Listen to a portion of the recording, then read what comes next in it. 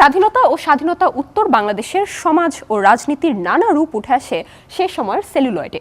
নতুন দেশ নির্মাণের অদম্য বাসনা এবং পরবর্তীতে হতাশায় মোড়া সময়ের গল্প নিয়ে হাজির হন শক্তিশালী এক ঝাঁক নির্মাতা। তবে সেই অর্থে রাজনৈতিক সিনেমার এই যাত্রাটা মসৃণ হয়নি, টিকে থাকেনি শুরুর সময়ের ধারাবাহিকতা।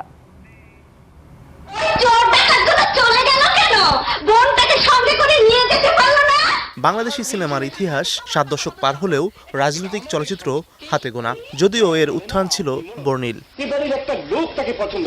বিশেষ করে 70-এর দশকে জহির রায়হানের জীবন থেকে নেয়া সিনেমায় রূপকের মাধ্যমে দুষ্ট রাজনীতি ও নষ্ট রাজনীতিকে ব্যঙ্গাত্মক ভঙ্গিতে উপস্থাপন ছিল অনন্য। 1952 থেকে 1970 পর্যন্ত দীর্ঘ এই সময়ের আন্দোলন ও প্রত্যাশা উঠে এসেছে সিনেমার প্রতিটি ফ্রেমে। ওটা তো একটা ফিল্ম ছিল না, একটা আন্দোলন ছিল, ফিল্ম না, ওটা একটা আন্দোলন। দেশের ক্ষমতা দখলের একটা আন্দোলন, আর উনি সাকসেসফুল ছিলেন, ওটাতে করে দেখাইছেন। আচ্ছা, কথা জিজ্ঞেস করব।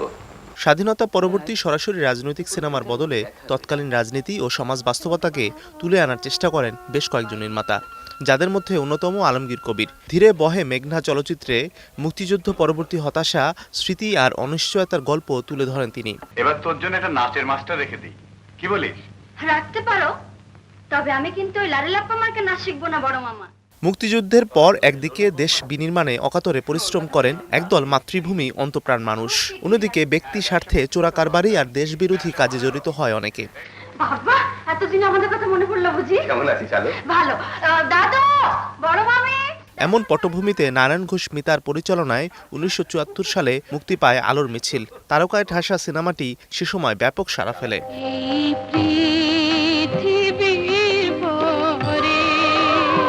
Mazharul Tamim, star entertainment.